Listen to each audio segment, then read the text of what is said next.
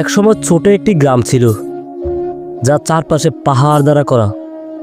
সেই গ্রামটি এতটাই বিচ্ছিন্ন ছিল যে সেখানে প্রায় 100 বছর আগের পুরনো জীবন দ্বারা অক্ষুণ্ণ ছিল। গ্রামবাসীরা সবসময় বিশ্বাস করত যে পাহাড়ের মাঝে কোনো এক অশরীরী শক্তি বাস করে, যাকে ধ্বংসের পেত্তানা বলা হতো। কিন্তু কারো সাহস ছিল না সত্যি সত্যি তা জানার, কারণ কেউ কখনো পাহাড়ে প্রবেশ করেনি। তবে একদিন গ্রামে এক তরুণের আগমন ঘটল। তার নাম ছিল অয়ন। অয়ন একজন অভিযাত্রী এবং ভূতপ্রেত নিয়ে গবেষণা করেছিলেন। তিনি বিশ্বাস করতেন অশরীরী শক্তি বা ভূতের অস্তিত্ব সবার ধারণার চেয়ে অনেক ভিন্ন। তিনি সিদ্ধান্ত নিলেন যে তাকে সেই পাহাড়ের রহস্য আবিষ্কার করতে হবে। গ্রামের সবাই তাকে সাবধান করছিল, কিন্তু অয়ন অনড় ছিল। একদিন সকালে অয়ন পিঠে একটি ভারী ব্যাগ নিয়ে পাহাড়ের উদ্দেশ্যে পা বাড়ালো। তার সাথে ছিল একটি ছোট্ট ক্যামেরা, একটি রেকর্ডিং ডিভাইস এবং কিছু মৌলিক সরঞ্জাম। পাহাড়ের গভীরে প্রবেশ করার পর সে লক্ষ্য করল যে হাওয়া আরো ভারী হয়ে যাচ্ছে এবং চারপাশে এক অদ্ভুত নিস্তব্ধতা বিরাজ করছে।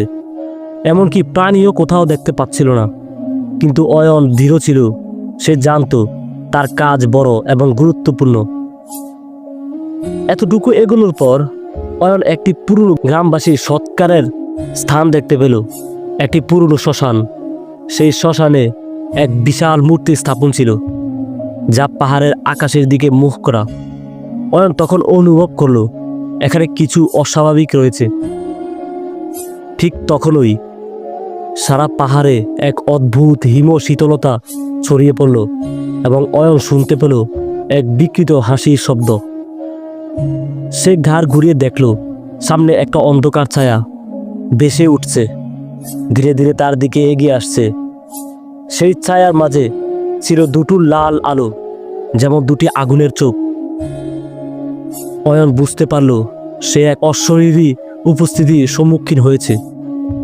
তুমি এখানে কেন এসেছো? এক ভয়ঙ্কর গম্ভীর কণ্ঠে ছায়াটি তাকে স্পষ্ট করল। অয়ন সাড়া দিতে গিয়েও শব্দ করতে পারল না, কারণ তার মুখ শুকিয়ে গেল। তার সামনে একটি ভূত পুরাণের রূপ ধারণ করল। হঠাৎ চারপাশে গাছগুলি ঝাঁকিয়ে উঠতে শুরু করলো এবং সেই ছায়ার কণ্ঠ ধীরে ধীরে তার মধ্যে ঢুকে যেতে লাগলো। অয়ন অস্থির হয়ে উঠল। তার শরীরের প্রতিটি কোষে শীতলতা অনুভব করছিল। তবু অয়ন নিজের সাহস বজায় রেখে বলল, তুমি কি আমার সঙ্গে যোগাযোগ করতে চাও? যদি তুমি শান্তি চাও, আমি তোমার ইতিহাস জানব এবং মানুষের কাছে পৌঁছাবো। ভূতটি কিছুক্ষণ নীরব ছিল, তারপর কিছু অতীতের ছবি অয়নকে দেখানো শুরু করলো। ছবিগুলোর মধ্যে এক ভয়াবহ দৃশ্য, একটি প্রাচীন গ্রামের অবশিষ্টাংশ। সেখানে মানুষের চোখে এক অসীম ভয় এবং সুকার্দ মুখ। সেই সময়ে ভূতটি তার পুরনো পরিচয় প্রকাশ করল। তার নাম ছিল রুদ্র। সে এক সময় এই গ্রামের প্রধান ছিল, কিন্তু গ্রামবাসীর বিশ্বাস ছিল যে তার দ্বারা এক নিষ্ঠুর হত্যাকাণ্ড ঘটেছিল এবং এই কারণে তার আত্মা বন্দী হয়ে গিয়েছিল এই পাহাড়ে। তার আত্মা শান্তি পাওয়ার কারণে সেই ভয়ঙ্কর শক্তি তৈরি হয়েছিল। তুমি যদি আমাকে শান্তি দিতে চাও, তাহলে তোমাকে আমার হত্যাকাণ্ডের রহস্য উন্মোচন করতে হবে, রুদ্র বলল। অয়ন তখন একটি চরম সিদ্ধান্ত নিল। তার কাজ হবে রুদ্রের পুরনো গ্রামবাসীদের কাহিনী অনুসন্ধান করা, যাতে রুদ্রের কষ্ট শেষ হতে পারে। সে পুরনো পাহাড়ে কয়েকদিন কাটিয়ে গ্রামবাসীদের পুরনো অভিজ্ঞান সংগ্রহ করল এবং রহস্যের পেছনে লুকানো সত্য আবিষ্কার করল। একদিন সে জানল যে রুদ্র আসলে একজন সৎ মানুষ ছিলেন, কিন্তু একটি ভ্রান্তি এবং অপপ্রচারের কারণে তাকে হত্যার জন্য দায়ী করা হয়েছিল।